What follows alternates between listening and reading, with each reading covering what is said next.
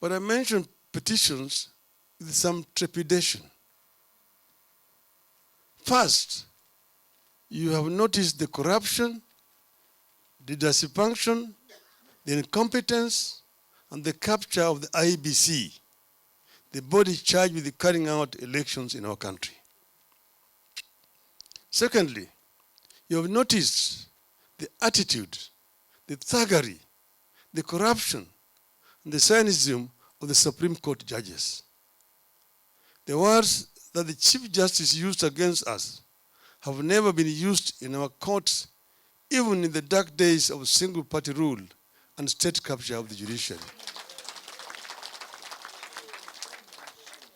Chief Justice Martha Koome described our case, presented by the country's finest legal minds, as no more than hot air, a wild goose chase, incredible and hearsay evidence, red herring. These were words of the Chief Justice of the Republic of Kenya. It is my experience that whenever judges resort to insults on litigants and advocates, it is the result of a disturbed conscience. You have been here before. You have come from a judiciary that invested in threats and humiliation of litigants and advocates so that the country would not question them. That is the Supreme Court we witnessed in the presidential election case. We also have come from a judiciary that invested in intimidation. Today, the Supreme Court is threatening those talking against the judgment in the presidential petition. According to Madam Martha Koome, that judgment is not supposed to be discussed by anyone, anywhere. The court registrar has already issued threats on those who have criticized the despicable judgment of the court. In fact, Justice Isaac Lenaola is publicly accused of threatening one of the petitioners, Senator Okia Omtata, with the ruination over his stand on the court judgment.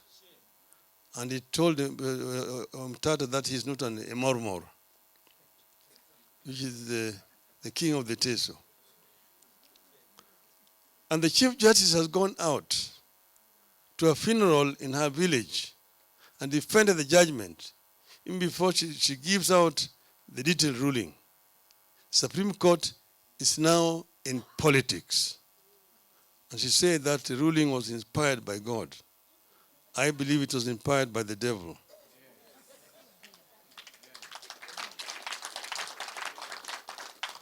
From our history as a country, we know this is an indication of a very disturbed conscience.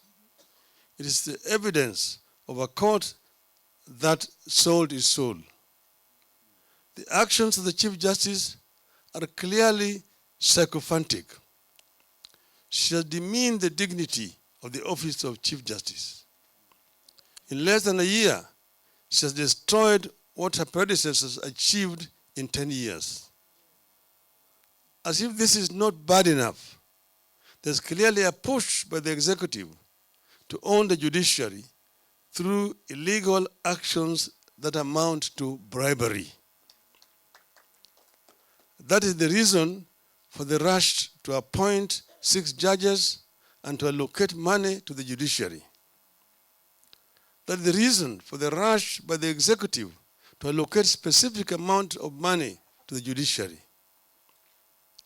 Financial allocation to institutions and state agencies is done by Parliament based on a scrutiny of budget proposals presented by the institutions.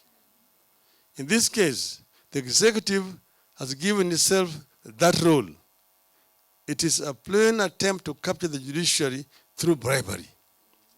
How else do you say, I'm going to give the judiciary every 3 years, I'm going to increase your budget by 3 billion shillings.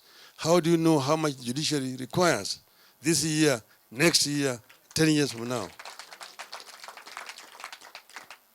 Not that we oppose the judiciary being given funds, but it should be done through legally channeled institutions and at the request of the judiciary.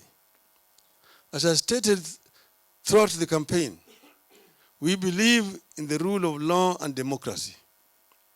We believe in the autonomy and independence of the judiciary and separation of powers between the three arms of government: the judiciary, the executive, and the legislature. The presidential election petition should have been a victory for the rule of law and democracy in Kenya and across Africa. Our expectation has been that every Supreme Court petition and each Supreme Court decision strengthen the rule of law and deepens democracy in our country. Today, I have fears about where Come's ruling leaves our election and democracy now and in the future. And I'm told they're saying that, 2017, we did give them a ruling in their favor by dismissing, by nullifying election of our sitting president, and then they refused to run in the subsequent election which had been ordered by the judiciary. We did not refuse. We demanded of the IBC to rectify those mistakes which had led to the nullification of the elections. And they refused to do so. So us participating in the subsequent election would have meant doing the same thing, the same way, expecting different results. That is the reason why we refused to participate. And it was after a lot of soul searching, and the country knows the details. But this is how it starts. We know how it will end and what the cost of it will be. In the 1960s and 70s, it started as a war against specific individuals and communities. By the time it was full bloom, no Kenyan was safe from the state terror. It has started again. You have three urgent tasks that we must not fail in, and on which we must embark on immediately. One, save the judiciary, which is offering itself for state capture. Two, transform and reform the IBC and make it capable of conducting credible elections. Three, to stop the legislature from offering itself for state capture and have it play its oversight role over the government. Parliament must say no to attempts by a rogue executive to intimidate and profile civil servants and security agencies.